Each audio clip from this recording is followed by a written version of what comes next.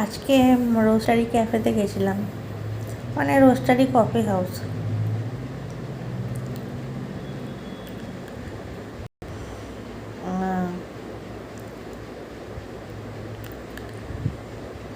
তো অনেক পুরনো ক্যাফেটা, কিন্তু কোনোদিনও যাইনি।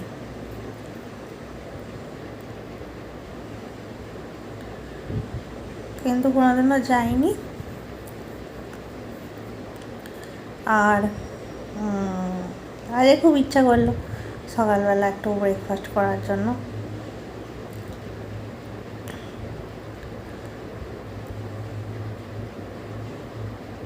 তাই জন্য ভাবলাম যাব।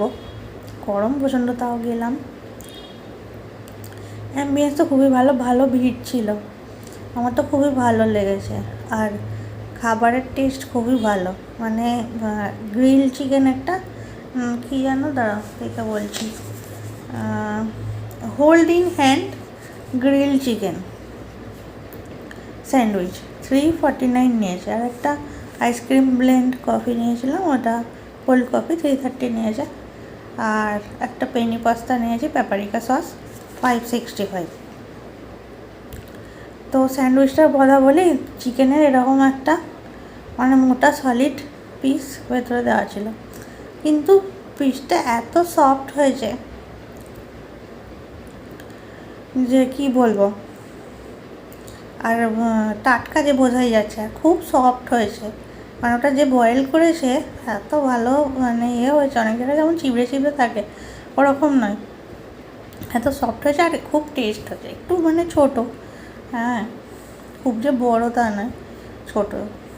দাম অনুযায়ী কম, মানে একদমই কোয়ান্টিটি কম, কিন্তু টেস্ট অনুযায়ী খুবই ভালো। পাস্তাটা আমার মোটামুটি লেগেছে, আমি পাস্তা বেশি ভালো বানাই। যাই হোক, পাস্তাটা মোটামুটি।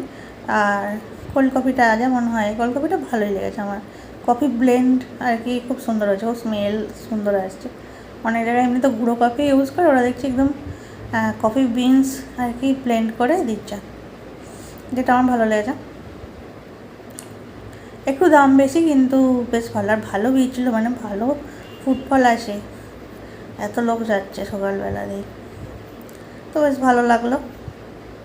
তো দেখে নাও কেমন ছিল অ্যাম্বিয়েন্সটা। আজ এসেছি রোস্টারি ক্যাফেতে, এটা হিন্দুস্তান পার্কের দিকে, অনেক দিনের পুরনো ক্যাফে, বেশ অ্যাস্থেটিক ছবি আসে, কিন্তু এত সুন্দর জায়গাটা আমার তো খুব ভালো লেগেছে। চিকেন স্যান্ডউইচ আর পেনি পাস্তা অর্ডার করেছিলাম, খাবারের দাম একটু বেশি, কিন্তু খুব টেস্টি, তোমরা ট্রাই করতে পারো। আমি তো ব্রেকফাস্টে গেছিলাম, এখানে সব কিছুই পাওয়া যায়।